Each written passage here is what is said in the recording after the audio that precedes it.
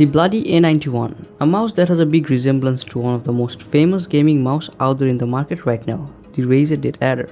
But the interesting thing here is that the bloody A91 is priced actually less than half the price of the Razer Deathadder. Currently on Amazon it is about $30, but it may vary depending on where you buy it from. Check the description for the best deals.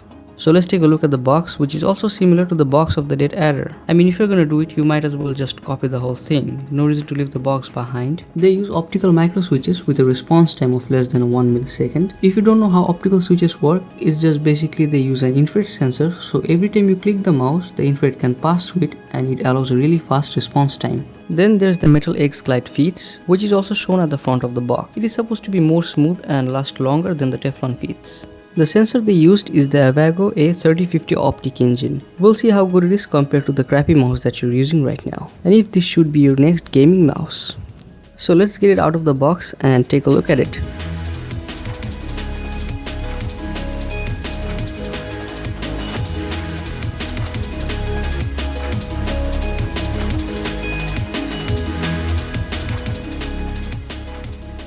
The mouse is totally plastic, although there are 4 metal feet at the bottom, but aside from that there are no metals on the mouse. The top of the mouse is rubberized for a good grip. I wish the side was also rubberized too, but unfortunately it's just hard plastic with some texture on it, which does provide you some good grip, but that isn't going to make your mouse a whole lot comfortable than your crappy mouse. If you take a look at the Razer Deathadder, there is actually rubberizing grip on both sides for a better grip.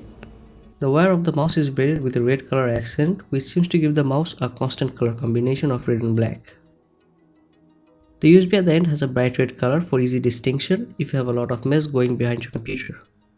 The cutout of the forward and the backward button feels a bit cheap and also quite unprofessional, as there are lights coming out from inside the mouse. I'm not sure if this was done on purpose, but I'm not really a fan of the design.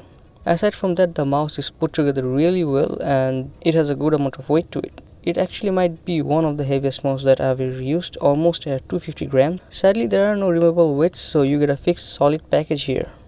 The most well-known feature of the bloody A91 are the metal feet, and just as said in the box, they will definitely last a lot longer than the Teflon feet, but the smoothness is just mind-blowing.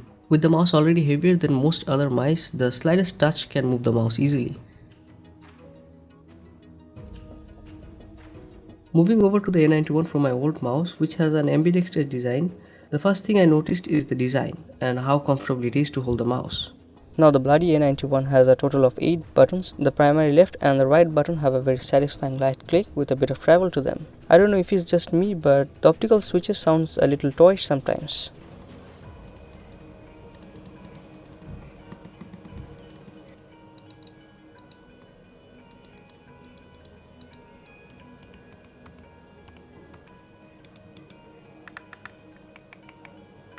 Next up is the scroll wheel, really good, got a nice texture to it, and the scroll steps are really subtle and smooth. The middle click is a little hard than the left and the right click, but it's way better than the Logitech G502, which has a totally unpleasant and sturdy middle click. The light in the middle only glows in red, so you can change that, but the glowing logo, that's RGB, although I had absolutely no idea that it was RGB when I bought it. There are 3 buttons below the scroll wheel which has some special use that can be turned on using the software, or you can use them like me. I assigned the first one for DPI up, the second button for DPI down, and I use the third one for changing profiles.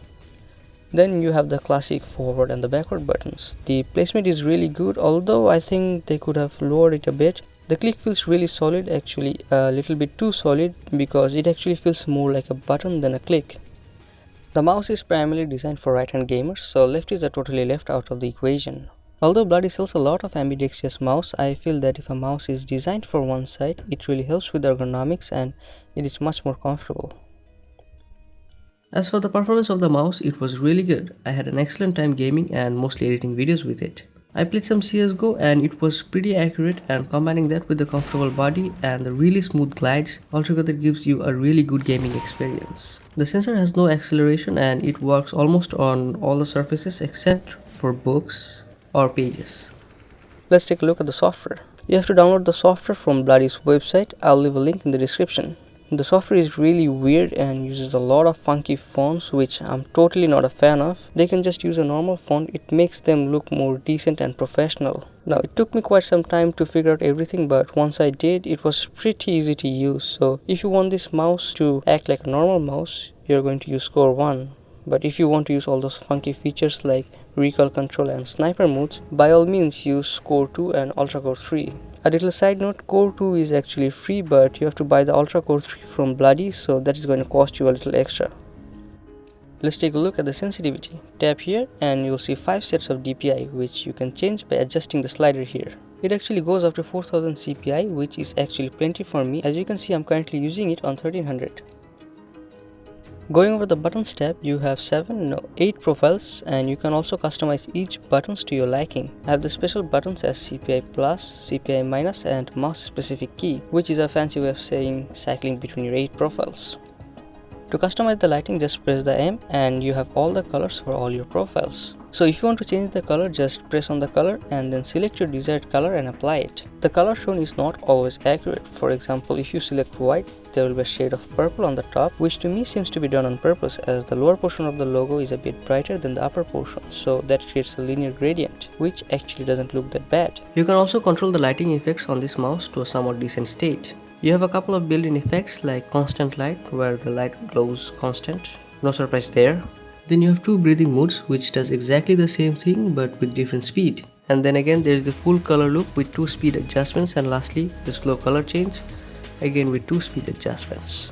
You can also change the brightness of the LED from dim to medium to full brightness, which actually doesn't make a whole lot of difference, but it is good to know that you can control it. So guys, that's it for this review. Feel free to subscribe if you like my videos, and I'll see you in the next one.